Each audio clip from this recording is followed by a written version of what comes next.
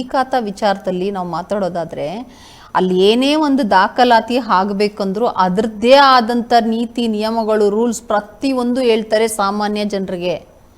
ಅದೇ ಈ ಒಂದು ವಿಚಾರದಲ್ಲಿ ಎಲ್ಲ ರೂಲ್ಸ್ ಆ್ಯಂಡ್ ರೆಗ್ಯುಲೇಷನ್ನು ಗಾಳಿಗೆ ತೂರ್ಬಿಟ್ಟಿದ್ದಾರೆ. ಮಹಾನಗರ ಪಾಲಿಕೆ ಇವತ್ತು ತುಮಕೂರಿನಲ್ಲಿ ಏನಾಗ್ತೈತೆ ಅಂತ ಹೇಳಿದ್ರೆ, ಅವರು ಸಿಬ್ಬಂದಿ ಅಧಿಕಾರಿಗಳು ಒಂದು ರೀತಿ ಈ ಖಾತೆಗೆ ಸಂಬಂಧಪಟ್ಟಂತೆ ಸರ್ವಾಧಿಕಾರಿಗಳಂತೆ ವರ್ತಿಸ್ತಾ ಇದ್ದಾರೆ.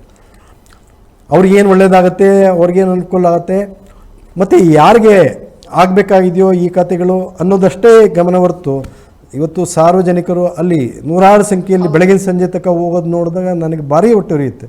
ಫೆಬ್ರವರಿಯಲ್ಲಿ ಹಾಕಿರುವಂಥದ್ದು, ಜನವರಿಯಲ್ಲಿ ಹಾಕಿರುವಂಥದ್ದು ಇವತ್ತು ಕೂಡ ಈ ಖಾತೆಗಳಾಗಿಲ್ಲ. ಒಂದು ವಾರದಲ್ಲಿ ಹಾಕಿರುವಂಥ ಈ ಖಾತೆಗಳೆಲ್ಲ ಆಗಿದ್ದಾವೆ.